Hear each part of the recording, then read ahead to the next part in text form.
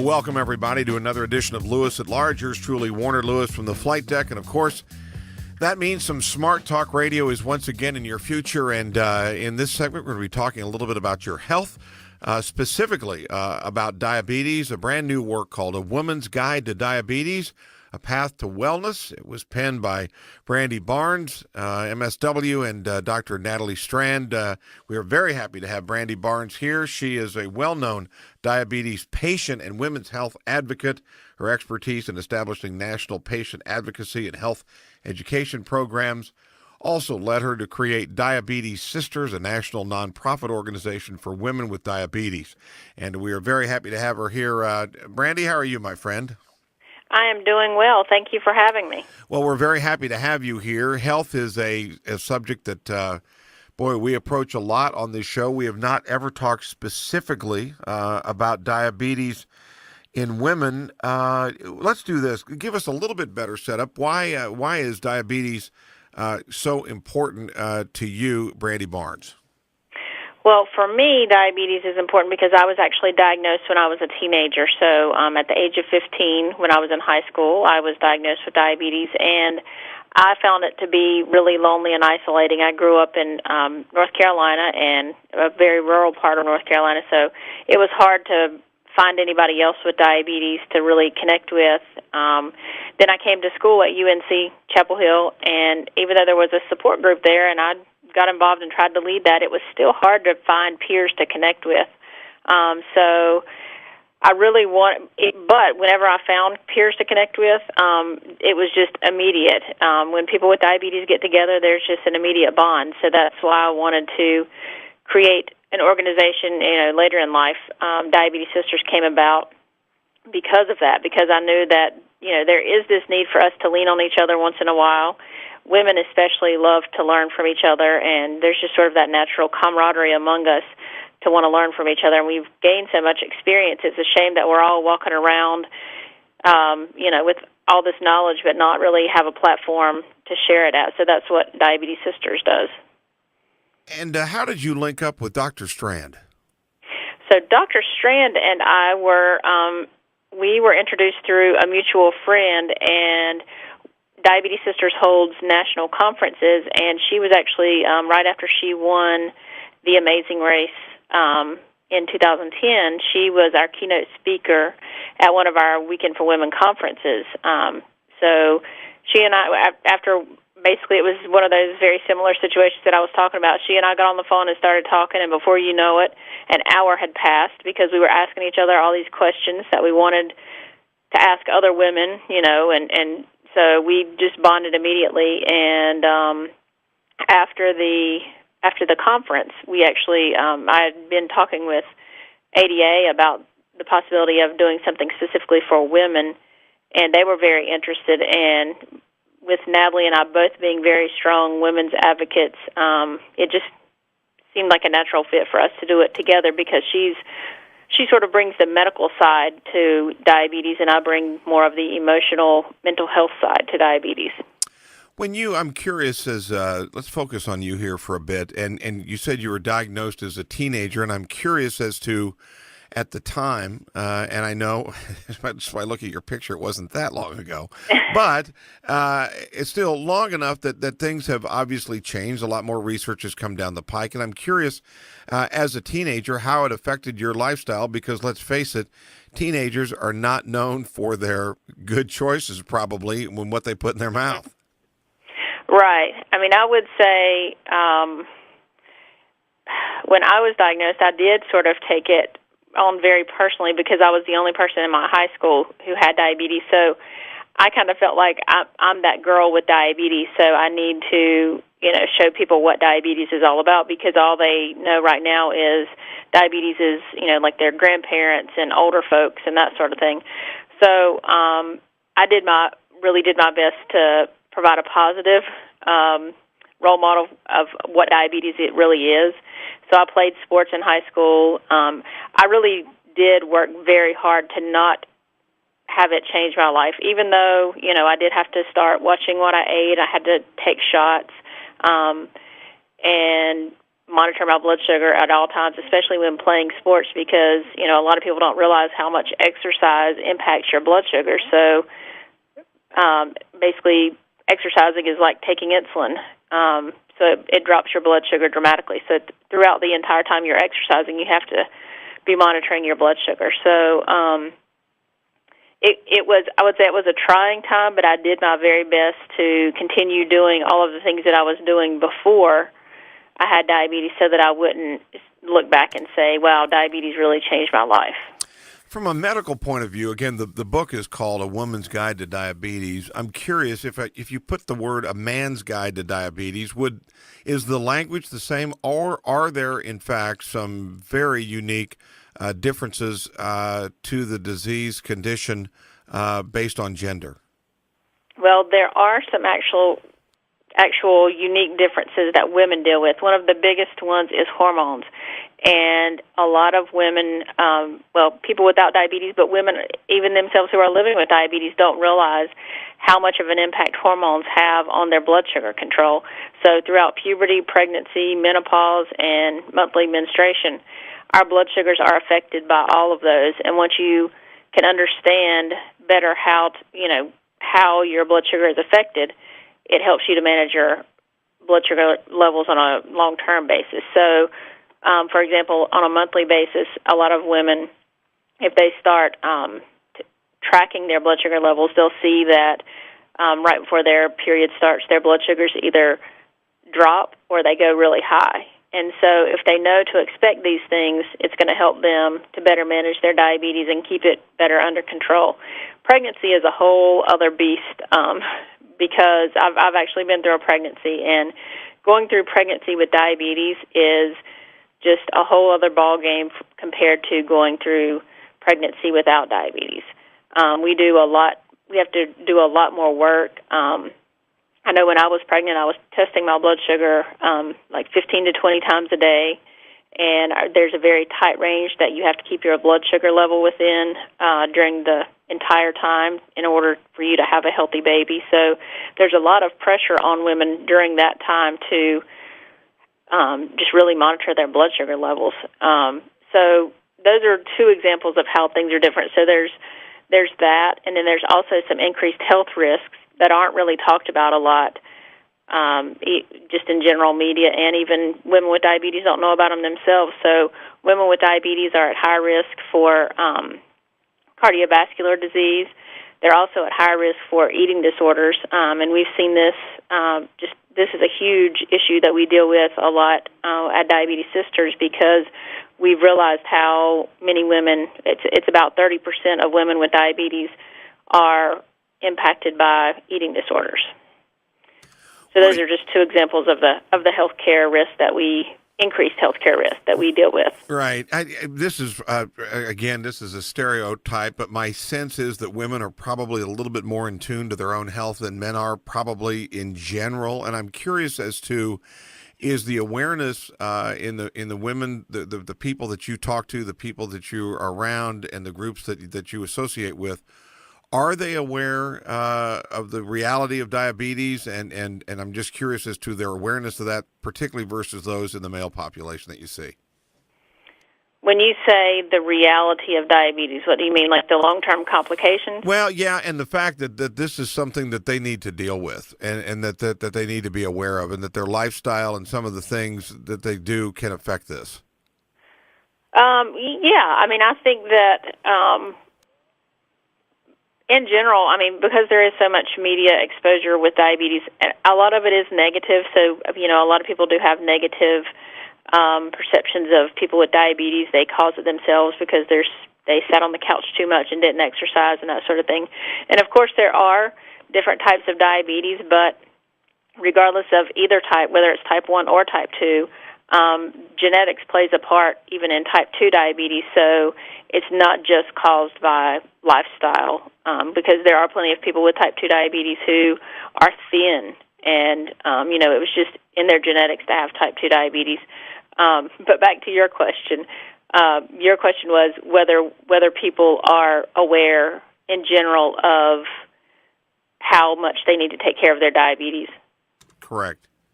Yeah. I mean, I think that people are pretty well educated, but I think that they know that they need to take care of themselves, but they aren't sure of the specifics. So, that's where we dig in a little bit more in the book and tell them some of the specific things that they need to be aware of, because it's kind of a well-known fact, that people with diabetes need to watch what they eat. But exactly what does that mean? And so some of those sorts of things are talked about a little bit, and so we try to provide some real life stories and examples and things that we've been through. We bring those into the book too, so that it's not just do this, do that, but here's some things that have worked for us, and here's also some information that other people have found that has worked for them.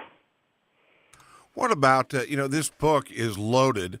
It's loaded with a lot of advice, but it's loaded also with lots of facts, and it's also loaded with how to handle certain situations, and ones that I think most of our listeners probably really don't think about. One of them, for example, quite frankly, is talking about with your sexual partner about a discussion about diabetes. Share some of your thoughts about that.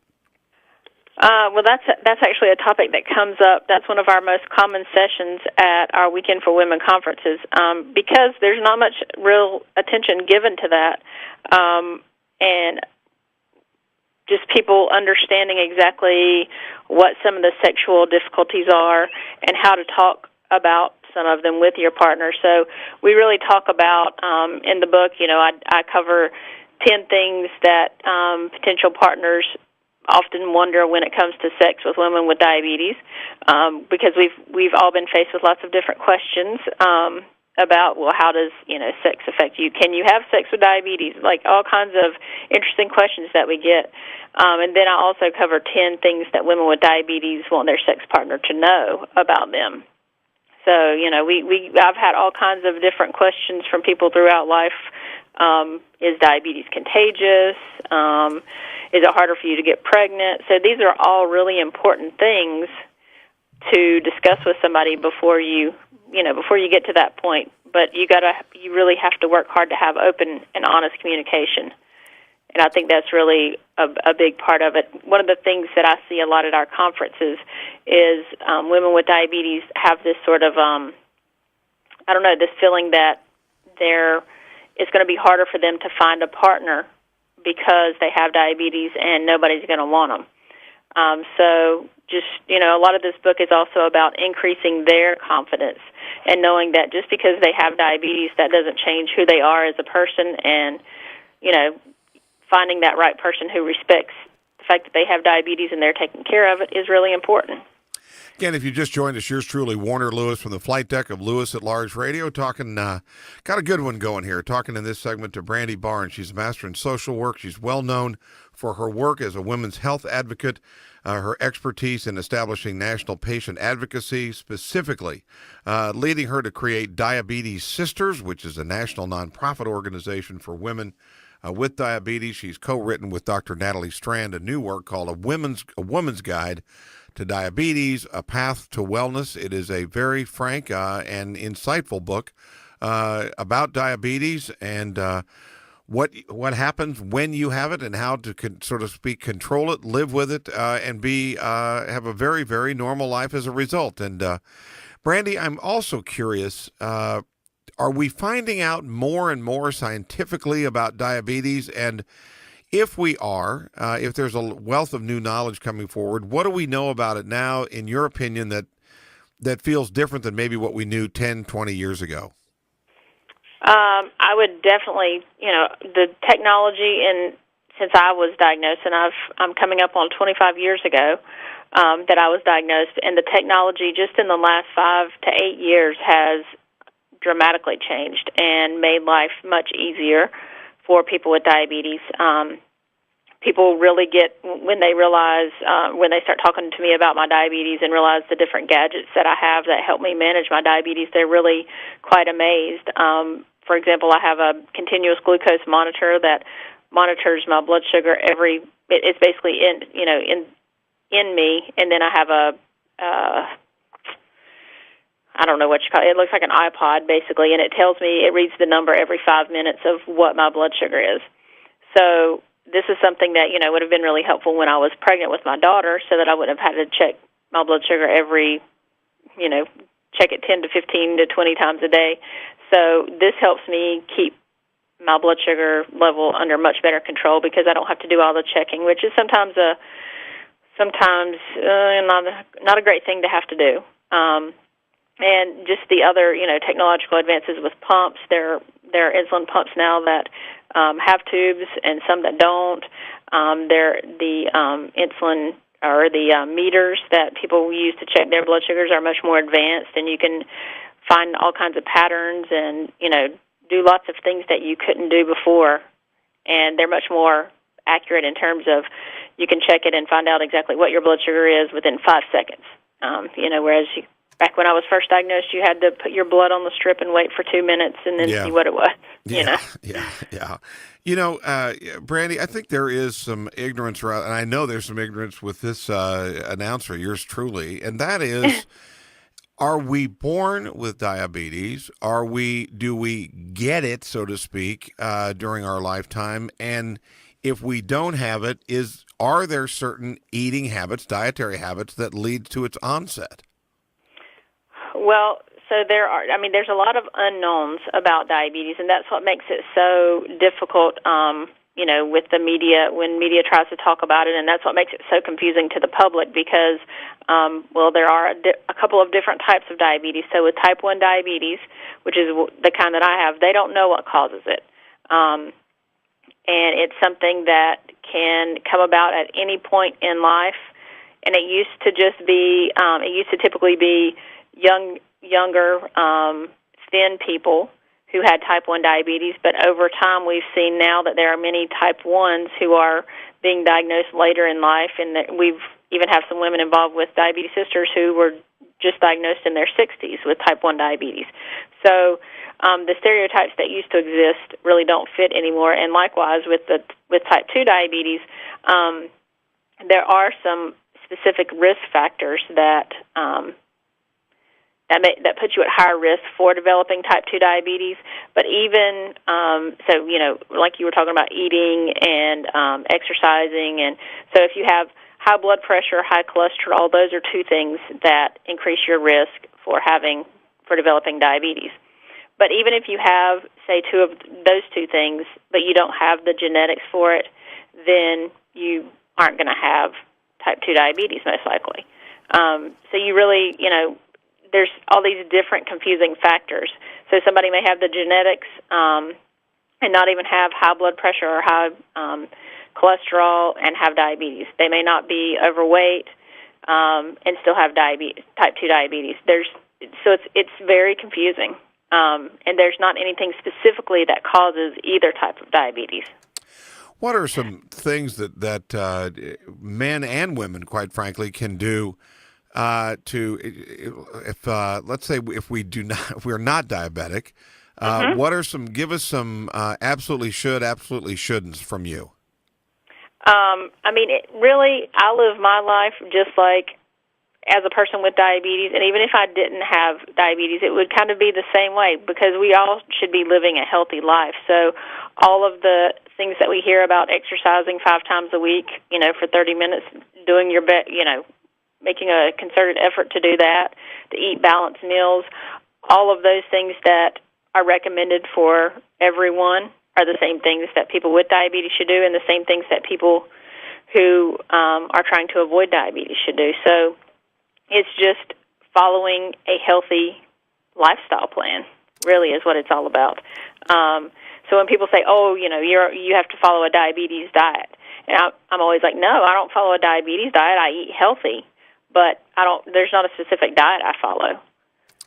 What about, and again, in your experience, and as you talk to other women, one of the things I know that you're trying to do is to share not only some wonderful habits and ways to wellness, so to speak, but you also want people to continue to live very, very rich, full lives. And I'm curious as to, are there any stereotypes out there you could help us kind of get through or past when we think of somebody with diabetes? Well, one of the things that I know we've talked about a lot in the diabetes community is, like we were talking about the stereotypes with type 1s. People think that type 1 is young and thin, and type 2 is older and overweight. And so just getting beyond those stereotypes would be the first thing. So not assuming that if someone is maybe overweight, or if they're older and they say they have diabetes, don't just assume that they have type 2 diabetes. And really, it's not the type of diabetes they have is not really all that important anyway. But there is a lot of blame that society places on people with type 2 diabetes that we've tried to really get away from in this book and in the organization, just because a lot of type 2s, they don't want to talk about their diabetes because they feel all of the blame and shame that society puts on them, that whole, you caused this yourself because you didn't exercise enough and you didn't eat right, so it's your fault that you have diabetes. So those are two of the things that we want to really try to stay away from because that really hurts us in terms of living full and happy, healthy lives. Well, the work I think it's an important one. It's called A Woman's Guide to Diabetes, A Path to Wellness.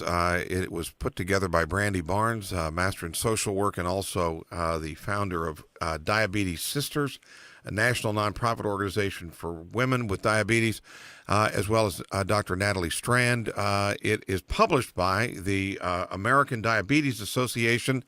Brandy, how can people find out more about the disease and also find out and maybe pick up a copy of the book?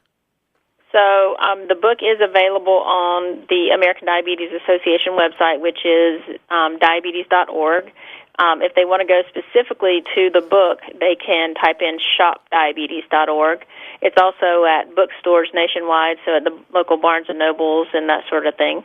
And there's also an 800 number they can call, which is 1-800-232-6733. And those are all the ways that they can order the book.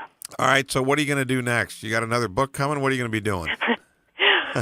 Writing a book is really a lot of hard work. I think a lot of people don't realize. So right now I don't have another book on tap right yet. We got to get this one finished and kind of through before we move on to that. But I wouldn't mind, writing another book. But I'm also, still continuing to lead Diabetes Sisters, and we have lots of exciting plans coming up this year to really educate and support women with diabetes through some of our unique programming. Well, we appreciate you not only putting the work together, but also sharing some thoughts today and some insights here on a subject that it's important. It is an important one indeed for all people. Again, the work one more time: A Woman's Guide to Diabetes, A Path to Wellness, available via the American Diabetes Association. Brandy, thank you so much for spending time with us today, and have a great year. All right, thank you. You too. You bet. We'll be back with more right after this on Lewis at Large.